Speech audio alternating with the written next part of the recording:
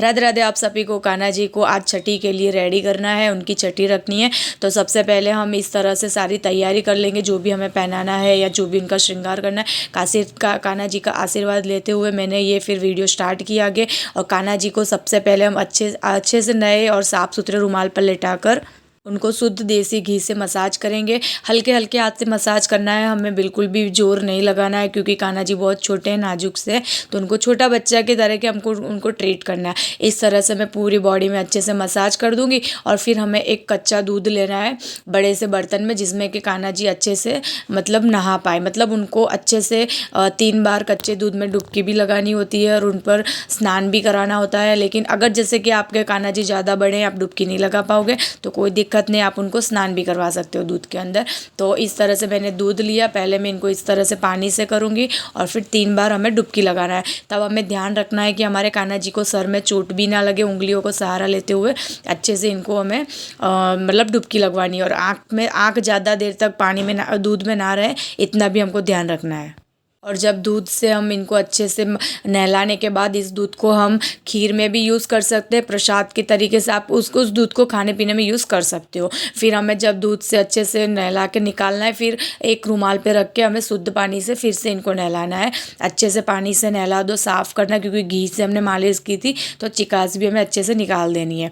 और फिर इनको अच्छे से साफ़ करके फिर इनको रुमाल से पोंछना है।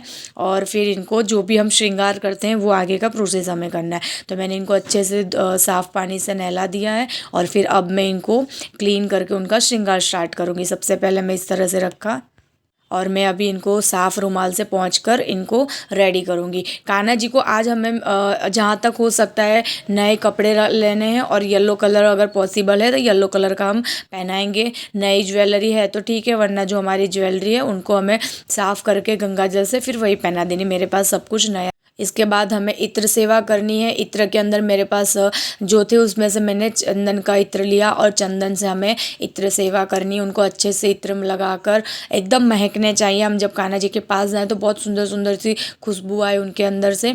तो मैंने इस तरह से मसाज कर दिया। और अब हम कान्हा जी को उनकी ड्रेस पहना देंगे। कान्हा जी की ड्रेस पहनाने के लिए उनको अच्छे से आराम से मतलब ड्रेस पहनानी है। लेकिन ये मैंने थोड़ी फास्ट वीडियो की है, इसलिए आपको ऐसा लग रहा होगा। कान्हा जी की ड्रेस के बाद हमें उनको जो भी कुछ श्रृंगार है वो करना है। मैंने उनके मैचिंग के बैंगल्स लिए थे, फिर उनके मैचिंग का हार और जो भी कुछ होता है हमें सब वो पहना देना है अच्छे से। और फिर उनको मतलब चंदन का तिलक करेंगे। फिर जो भी हमको हीरा, वो बोलते हैं ना कि ठोड़ी पे दमके हीरा, तो मैं मतलब उनको श्रृंगार के अंदर ऐसे छोटी छोटी बिंदी भी लगाऊंगी। और फिर हमें उनको ध्यान देना है कि आज जो उनका श्रृंगार है ना वो सबसे बेस्ट लगना चाहिए, क्योंकि छठी के दिन नए मतलब बच्चे को नए कपड़े पहनाते हैं, अच्छे से रेडी करते हैं और फिर उनकी नज़र भी उतारते हैं ताकि बच्चे को नज़र ना। और फिर हमें मेरे कान्हा जी देखो कितने सुंदर लग रहे थे ना। और फिर अब हम कान्हा जी रेडी हो चुके हैं, तो इनको मैं मुकुट पहनाऊंगी और साथ ही में हमें इनको मोर पंख भी लगाना है, क्योंकि मोर पंख भी बहुत ज़रूरी है। तो मैंने जन्माष्टमी में जो मोर पंख लगाया था वही मैं इनको यहाँ पर फिक्स कर रही हूँ। और फिर इसके बाद अब हम कान्हा जी को उनके सिंहासन पर बैठाने के बाद मैंने उनको बांसुरी दी और उनके कपड़ों में फिर से चंदन का इत्र लगा दूंगी, ताकि मेरे मतलब कान्हा जी अच्छे से महकते रहें। और फिर इसके बाद हमें एक जो देसी घी का दिया जो है उसको प्रज्वलित करना है और हमें घर पर ही काजल बनानी है। जहाँ तक हो सकता है बाहर की काजल हमें नहीं लाना है। इस तरह से दिया में ही हमको चम्मच रख के घर का काजल बनाना है। और काजल बना के हमें कान्हा जी को लगाना है, और जो काजल बचता है वो हम अपने परिवार में भी लगा सकते हैं। जब तक काजल ठंडा हो रहा है तब तक मैं कान्हा जी को उनको अपना रूप श्रृंगार जो दिखा देती हूँ शीशे में। और आप बिलीव नहीं करोगे, जब आप कान्हा जी को इस तरह से शीशा दिखाते हो वो स्माइल करते हैं। मेरे को तो दिखता है, वीडियो में आपको शायद नहीं दिखेगा, वो सच में स्माइल करते हैं कि कितना सुंदर उनका श्रृंगार हुआ है।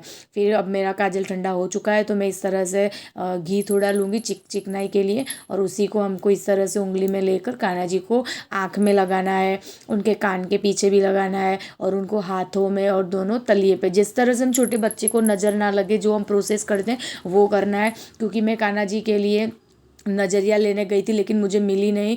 मैं मार्केट में 2-3 जगह गई लेकिन मुझे नज़रिए नहीं मिले। तो अब मैं कान्हा जी को इस काजल से ही नज़र ना लगे ऐसा कुछ करूँगी और फिर उनकी नज़र मतलब हटा देंगे। तो इस तरह से मैंने सब जगह पे इनको काजल का काला टीका लगा दिया है, पैरों में भी, हाथों में भी, दोनों कानों में भी। और फिर इस तरह से उनको काजल लगाने के बाद जो काजल बचेगा वो हम लोग लगा लेंगे घर पर सभी लोग। और फिर मैं अपने कान्हा जी की बलाई ले लेती हूँ ताकि उन्हें किसी की नज़र ना लगे। और अब हमने जो कान्हा जी को भोग लगाया था वो सारा हम उनको खिलाएंगे। तो इस तरह से जो भी कुछ होता है वो रख देंगे। मेरे कामधेनु माता ऊपर थी तो अब मैं उनको कान्हा जी के पास रख दूँगी। सबसे पहले मैं माखन मिश्री का भोग लगाने वाली हूँ। कान्हा जी को माखन मिश्री बहुत प्रिय है तो सबसे पहले हम इसी को भोग लगाएंगे। अभी मैंने सिर्फ बेसिक किया है क्योंकि रात को जो शाम की जो पूजा होती है तो उसके अंदर हमें कढ़ी चावल और मीठी खीर का भोग लगाना होता है। तो अभी मैंने सिर्फ दोपहर में इतना ही किया है क्योंकि आज हमारा दोपहर में मुहूर्त था छठी रखने का। तो छठी का हमने इसीलिए रख दिया, छठी का दूध जो होता है वो रखने का। तो इस तरह से मैंने 5 मेवा, चॉकलेट्स और फ्रूट और माखन मिश्री इस 4 चीज़ों का भोग लगा दिया कान्हा जी को। और फिर अब हम शाम की तैयारी करेंगे रात के भोग की, कढ़ी चावल जो स्पेशल उनको चढ़ता है वो। तो मैंने सारा भोग लगा दिया है और अब हमें कान्हा जी को दक्षिणा देनी है ये कहते हुए कि अगर हमसे कोई भूल चूक हुई हो, अगर हमारी पूजा में कोई कमी रह गई हो तो प्लीज़ इसे स्वीकार करके हमें माफ़ करना। और फिर इस तरह से सरसों के दाने और थोड़ा नमक लेके कान्हा जी के ऊपर 7 बार वारना है और इनको पूरा मतलब दिए के अंदर डाल देना है ताकि उनको जो भी कुछ आलतू फालतू नज़र लगी हो वो सब निकल जाए और मेरे कान्हा जी को कभी किसी की नज़र ना लगे और वो ऐसे ही सुंदर सुंदर हमेशा रेडी होके बैठे और कभी किसी की नज़र ना लगे। मैं फिर से इनकी बलाई ले रही हूँ। सच में कान्हा जी इतने सुंदर लग रहे हैं ना कि मैं बार बार उनकी बस नज़र ही उतारे जा रही हूँ।